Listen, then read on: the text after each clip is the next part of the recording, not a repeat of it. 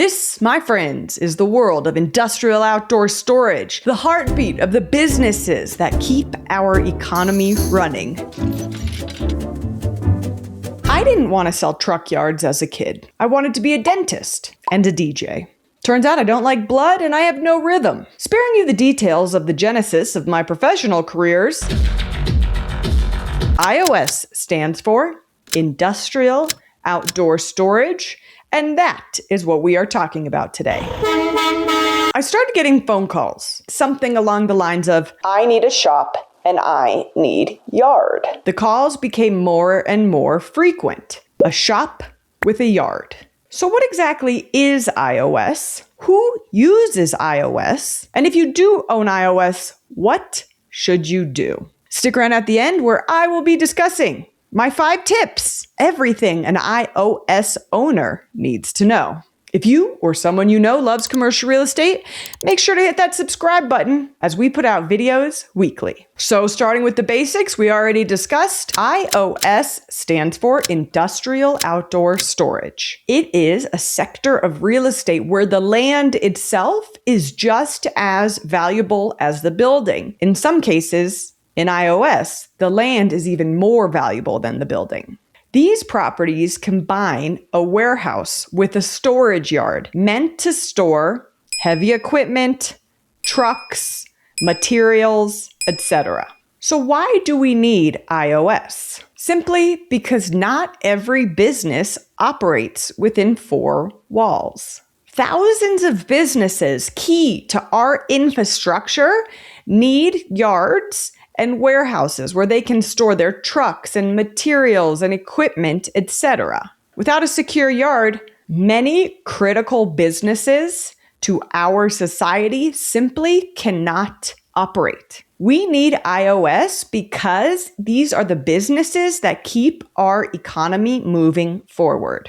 The trucks that deliver your Amazon packages, the construction companies that build your home, the utility companies that restore power after a storm, the landscapers that maintain our cities. Think about it. If you have to store trucks or materials like rock, why would you pay to store them in a warehouse? That would cost more. It's more efficient to store these products outdoors in secure yards. Let's look at some examples of iOS. Our team recently sold a building at 5352 Dahlia Street here in Denver, Colorado. 6,000 square feet of building on 1.88 acres of ground. So they call that low coverage, right? Small building, big yard. The buyer was a contractor who works with the government to make sure critical infrastructure is in place. Think roads, sidewalks, playgrounds, etc. They needed a yard for their fleet of trucks where they could store these trucks outside, work on the vehicles inside, and store materials for jobs outside the building. That's exactly what iOS provided. You see, a regular warehouse generally doesn't have such a large yard component. That's the difference between traditional warehousing and industrial outdoor storage. Simply put, our buyers needed somewhere safe and efficient to store trucks and materials. With immediate access to the highway, this was the perfect site. A construction business with an outdoor component is a perfect iOS buyer or user. Later that month, we sold another site at 855 East 68th Avenue in Denver, Colorado. Again, fundamentals are the same here. Small building, large, properly zoned yard. The seller who owned a heavy equipment business was looking to free up liquidity within his business. He also didn't want to be a landlord anymore. Upon sale, the building transferred from owner A to owner B, but owner B leased back the property upon closure. So now owner B is the landlord and owner A is the tenant. This is called a sale leaseback. The sale leaseback provides a perfect opportunity for an investor to come in and buy the property while the former owner or tenant can remain in place at a number that works well for both of them. In short, we found a situation that satisfied everybody's needs. This is the crazy part. Let's look at the numbers. This property specifically was sold in September of 2024 for $2.4 million. Just 2 years later, actually less than 2 years later, it closed at $3.7 million. So how did the owner make this property worth almost $1.5 million more than it had been worth 2 years prior? The sale leaseback. So a sale leaseback can add a tremendous amount of value to a transaction outside of your regular appreciation value add elements, if you will. This, my friends, is the world of industrial outdoor storage, the heartbeat of the businesses that keep our economy running. Now, before I tell you the 5 tips every industrial outdoor storage owner needs to know, if you or someone you know has an iOS requirement, questions, headache, etc., email me at aviva@warehousehotline.com. We work with owners, tenants, and we even manage iOS properties for owners, just like you. Tip number 1, zoning is everything. You can have the exact same piece of property, and if one property is zoned correctly for iOS and the other parcel is not zoned for iOS, you could have completely different values assigned to the property. 2 properties could look identical, same building, same yard. It could be the exact same property. I've seen this before, but if the zoning is not correct, industrial outdoor storage isn't even an option. I would get into the nitty-gritty of zoning, but it varies from city and county, so you need to DYOR and BYOB. Just kidding. But DYOR stands for do your own research. Before you buy, sell, lease, or develop iOS, you need to know the local zoning in and out to make sure you're acting on property that can even be activated as industrial outdoor storage.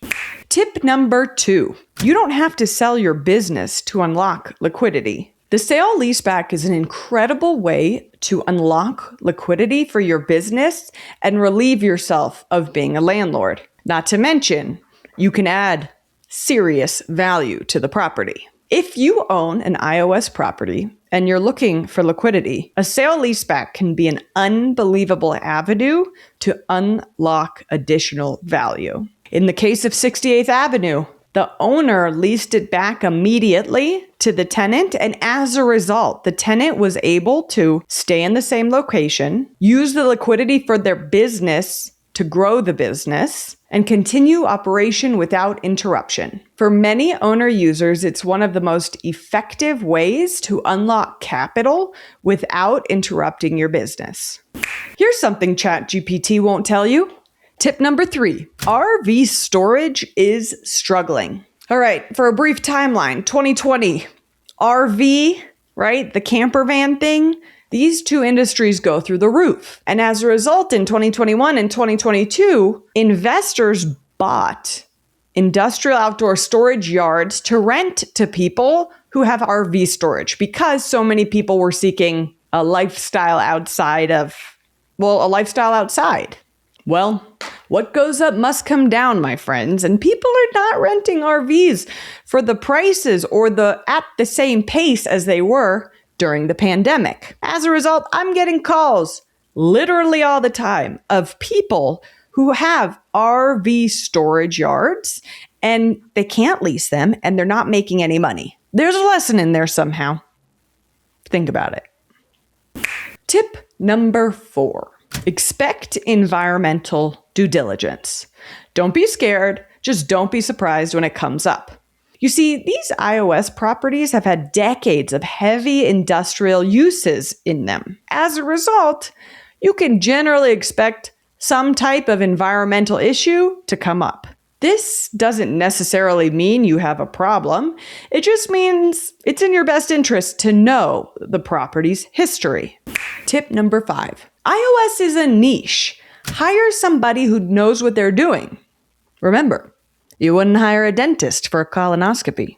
Pricing, zoning, environmental, location, they all create a value that someone who isn't an iOS professional might not be able to maximize. Hire a professional if you own an iOS property for leasing, for management, for sales. Please. It doesn't even have to be us, just please, for the love of God, hire a professional. A generalist can miss ridiculous value. iOS may not be the flashiest product type on the market, but it's some of the most important. These properties keep contractors building, trucks, shipping my Amazon packages to my house, utilities running, and our economy moving every single day. If you own an iOS property and you're thinking about buying, selling, leasing, or property management, give us a call. If we can't help you, we can certainly point you in the right direction. If you enjoyed this If you enjoyed this video, please hit the subscribe button, share it with someone you think would love to see it, and make sure to comment any questions you have on iOS. My name's Aviva. I'm with the Warehouse Hotline here in Denver. My contact information is below in the show notes. Thank you for watching, and we'll see you next week.